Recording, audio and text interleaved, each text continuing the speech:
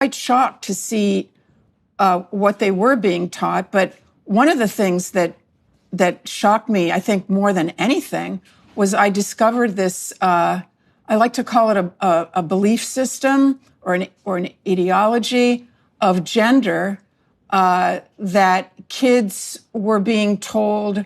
That there's something called gender, which is separate from sex, and it's sort of like a psychological sex, and that a person can have a gender that's at odds with their physical reality, and that is normal and healthy, and in fact, it's wonderful to explore what your gender might be, and so on and so forth, all the things that we know about that are being said right now. And that I just couldn't believe it.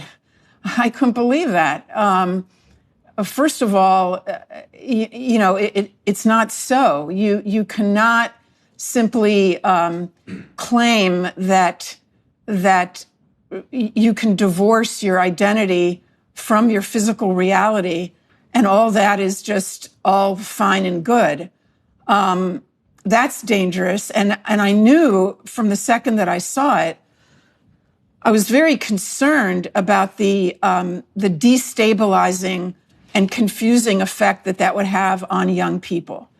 I mean, right. I mean, we want, as you know, in psychiatry and psychology, we want people to have a stable identity. People want to know who they are.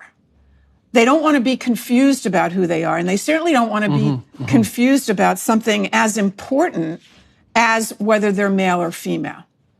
And so, when the pronoun legislation came out in Canada, Bill C-16, which mandated gender ideological related pronoun usage, in personal conversation, I told the the Canadian Senate that would cause enough confusion to produce a psychological epidemic among young women, because the literature on that's quite clear, going back several hundred years. And I think you can make a pretty strong case, and you do this to some degree in your book in Chapter 7, that there are few more fundamental perceptual categories than male and female.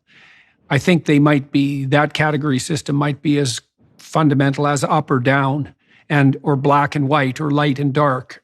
Those would be the only ones that I can think of that are at the same depth of cognitive necessity, perceptual necessity. One of the things that people tend to think when they think casually is that if you have more choice, you have more freedom. Choice and more freedom is always good. But the problem with that is that a plethora of choice, so excess choice, excess option, produces not freedom, but anxiety, because there's only a limited amount of information that you can deal with at any given moment. And if people are put in a situation where everything is up for grabs, they're not free, they're terrified. And that's part of the reason, as far as I can tell, why rates of depression and anxiety among young people have skyrocketed in recent years, especially among young women, who are also the ones who are most likely to fall prey to psychological epidemics in general, and the one that we're in now specifically. And I certainly agree with that. And especially when one of those many choices that we're providing to young people is to deny reality. So it's not just that we're providing them with too many choices, like when you walk down the cereal aisle and there's like 200 different kinds of cereal and you get dizzy from it. That's not what we're talking about. We're talking about one of the options here is to actually deny reality.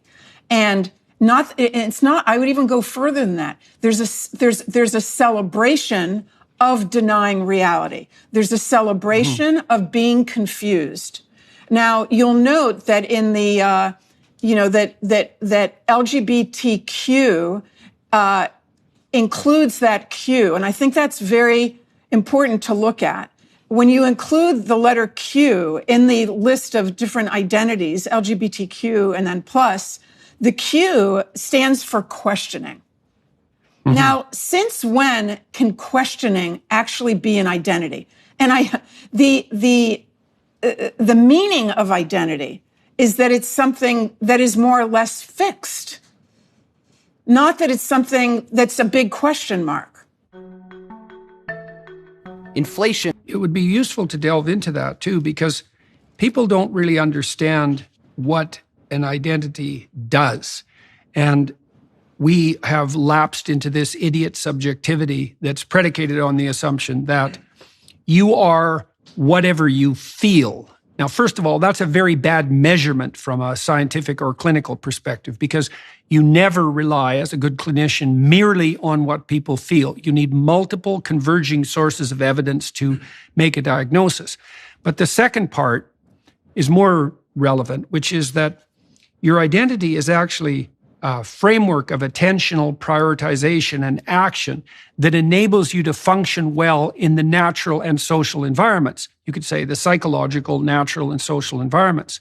And what you feel you are is not going to be a useful identity if it's not integrated with other people. You know, Piaget pointed out, for example, that developmental psychologists, that children have to integrate their ability to play in a social context. They have to negotiate an identity even when they're just playing a game with their friends.